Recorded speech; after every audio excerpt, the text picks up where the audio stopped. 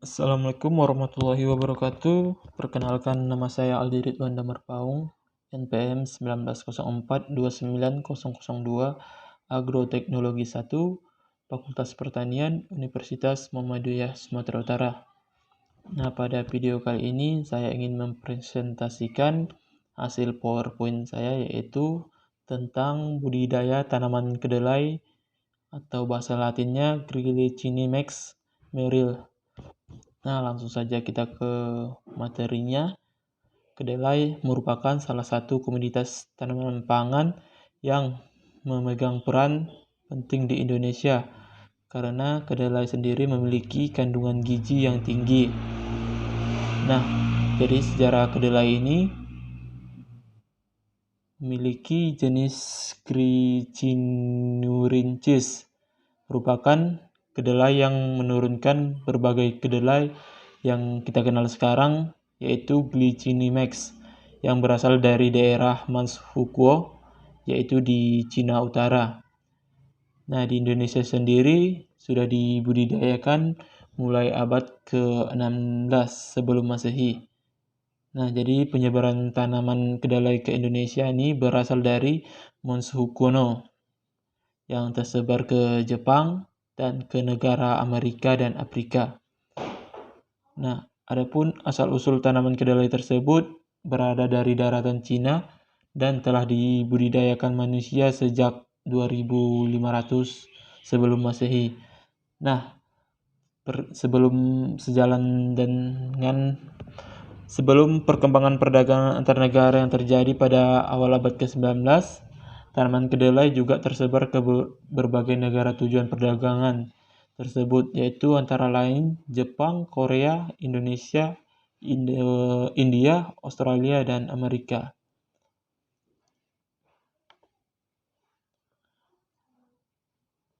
Nah, syarat tumbuh dari tanaman kedelai yaitu iklim, media tanam, persyaratan benih, dan teknik penyemaian benih. Nah, adapun iklim yaitu tanaman kedelai tumbuh di daerah tropis dan subtropis.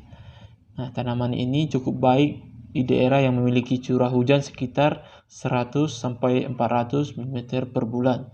Sedangkan untuk mendapatkan hasil optimal, tanaman kedelai membutuhkan curah hujan 100-200 mm per bulan. Nah, untuk media tanamnya, kita harus memiliki tanah yang tidak terlalu basah, tetapi air tetap tersedia. Tanah-tanah yang cocok yaitu antara aluvial, krogosol, grumosol, latosol, dan andosol. Nah, jadi pertumbuhan kedelai ini akan baik bila menggunakan pupuk organik yang cukup. Nah, persyaratan benih. Benih yang ditanam harus merupakan varietas unggul yang berproduksi tinggi. Nah, beberapa varietas unggul kedelai yaitu Ainggit, Dapros, Garden, Galunggung, Guntur, Lakon, dan lain-lainnya. Adapun teknik penyemaian benih yaitu dengan mempunyai daya tubuh agak rendah dapat diatasi dengan cara menanamkan 3-4 biji tiap lubang ataupun dengan memperpendek jarak tanam. Cara budidaya tanaman kedelai yaitu pertama kita harus menyiapkan benih. Pada tanah yang belum pernah ditanami kedelai, sebelumnya benih ditanam harus dicampur dengan legin atau suatunoculum buatan dari bakteri atau kapang yang ditempatkan di media biakan tanah kompos yang untuk memulai aktivitas biologisnya. Nah, setelah itu kita harus menyiapkan lahan dan penanaman. Penyiapan lahan, pada lahan kering tanah dibajak 2 kali dalam 30 cm, sedangkan pada lahan sawah dengan tanaman monokultur tanah dibersihkan dari jerami, kemudian tanah diolah 2 kali. Kemudian dibuat saluran drainase setiap 4 meter sedalam 20-25 cm dengan lebar 20 cm.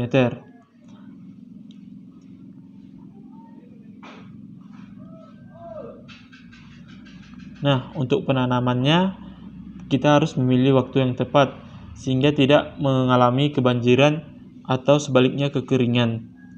Penanaman dilakukan dengan tunggal dengan jarak tanam 40 cm dikali 15 cm atau 40 cm dikali 20 cm dengan 2 biji per lubang.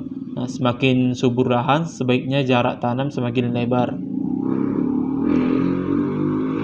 Nah, untuk pemeliharaannya kita menggunakan pemupukan, pengairan dan penyiraman atau penyiangan. Nah, untuk pengendalian hama dan penyakit hama, nah biasanya hama yang sering menyerang adalah lalat kacang, ulat pemakan daun seperti ulat geraya atau ulat jangkal, serta penggulung daun. Nah, pengendalian hama tersebut dilakukan dengan cara terpadu dengan komponen pengendalian seperti berikut, yaitu pergiliran tanaman dengan tanaman bukan kedelai atau bukan kacang-kacangan. Penggilaan dengan padi, jagung, atau umbi jalar merupakan salah satu dalam pengendalian hama.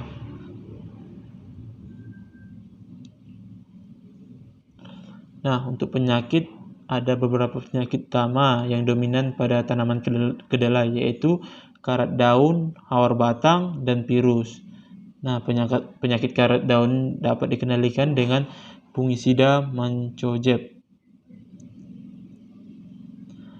Dan pasca panen ya, kriteria panen yang layak dilakukan apabila sebagian besar daun sudah menguning lalu gugur, buah mulai berubah warna dari hijau menjadi kuning kecoklatan dan retak-retak atau polong sudah kelihatan tua, batang warna kuning agak coklat dan gundul. Kedelai yang akan digunakan sebagai bahan konsumsi dipetik pada usia 75-100 hari. Sedangkan untuk dijadikan benih dipetik pada umur 100-110 hari agar kemasan biji betul-betul sempurna dan merata. Nah, untuk cara pemanenannya, pemungutan dengan cara mencabut sebelum ditanam dicabut. Keadaan tanah perlu diperhatikan terlebih dahulu. Pada tanah ringan dan berpasir, proses penyambutan akan lebih mudah. Cara pencabutan yang benar ialah dengan memegang batang pokok, tangan dalam posisi tepat di bawah ranting dan cabang yang berbuah. Pencabutan harus dilakukan dengan hati-hati, sebab kedelai yang sudah tua mulai mudah sekali rontok bila tersentuh tangan. Yang kedua yaitu dengan pemungutan dengan cara memotong. Alat yang biasa digunakan untuk memotong adalah sabit yang cukup tajam hingga tidak perlu banyak menimbulkan goncangan. Nah, pasca panen, setelah itu kita melakukan penjemuran. Kedelai dikumpulkan, kemudian dijemur di atas tikar, anyaman bambu, atau di lantai semen selama 3 hari. Biji kedelai yang digunakan sebagai benih dijemur secara terpisah. Baru pembalikan. Agar kedelai kering sempurna, pada saat penjemuran hendaknya dilakukan pembalikan berulang kali. Pembalikan juga menguntungkan karena dengan pembalikan banyak polong pecah dan banyak biji lepas dari polongnya. Nah, pemisahan biji. Terdapat beberapa cara untuk memisahkan biji dari kulit polongnya, di antaranya dengan cara memukul-mukul tumpukan berangkasan kedelai secara langsung dengan kayu, atau berangkas kedelai sebelum dipukul-pukul dimasukkan ke dalam karung. Untuk penyimpanan biji kedelai untuk dikonsumsi dengan cara sebagai berikut, yaitu disimpan dalam kantong plastik yang berukuran 30-40 kg dengan ketebalan 0,2 mm dan kedapan udara. Setelah biji dimasukkan ke dalam kantong plastik, bagian atas kantong diikat kuat dengan tali rafia. Nah, mungkin itulah hasil dari presentasi saya. Mohon maaf apabila ada kekurangan. Saya akhiri. Assalamualaikum warahmatullahi wabarakatuh.